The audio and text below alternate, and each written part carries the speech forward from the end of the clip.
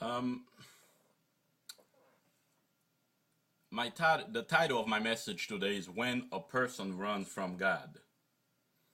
Many of you are familiar with the TV show The Fugitive, right?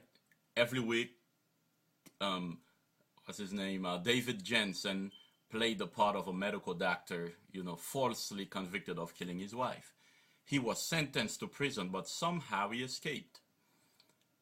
His main goal in life was to find that one armed man whom he had seen leaving the scene of the murder. Sometime during each episode, he would almost get caught by the police. Yet somehow, he always escaped and was able to continue his life on the run. And while he was running away from the law, he was always worried that somehow he would be identified. Lots of people, my friends, spend their whole lives running from God in the same way a fugitive runs from the police. They are convinced God is out to get them. They don't want to face God. They don't want to talk to God.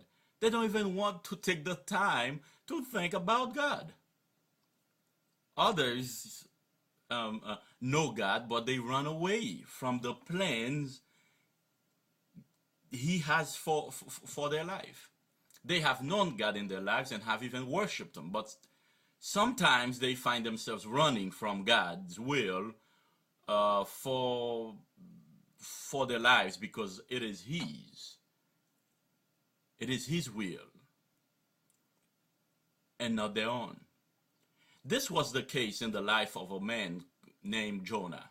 Perhaps Jonah is the most striking biblical example of a man trying to run away from God.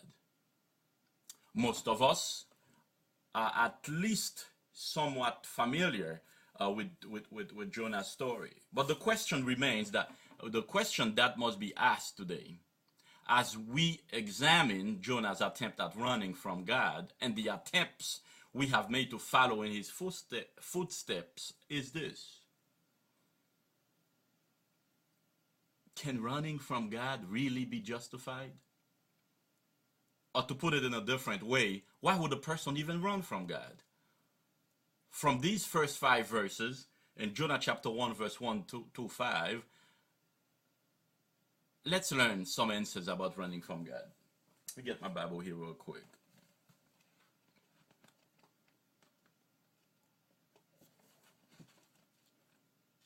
We will see that Jonah here, not only he tried to run away from God, but he has to go through a few things that he didn't have to go through in his life. Most of the times, things that we go through, it's not God's fault. It's our own. It's our own fault. Now the word of the Lord came to Jonah, the son of Amittai, saying, "Arise, go to Nineveh, that great city, and cry out against it, for their wickedness has come up before me."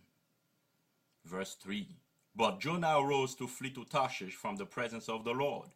He went down to Joppa and found a ship going to Tarshish, so he paid the fare, and went down into it to go with them to Tarshish from the presence of the Lord.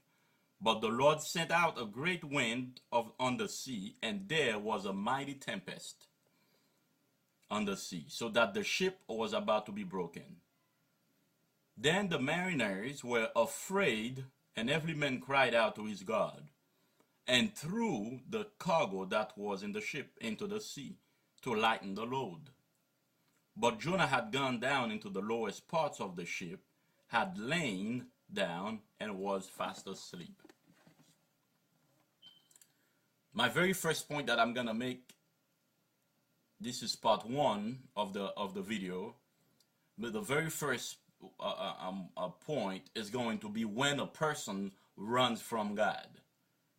He has heard from God. When a person runs from God, he has heard from God. When a person runs from God, he has heard from God.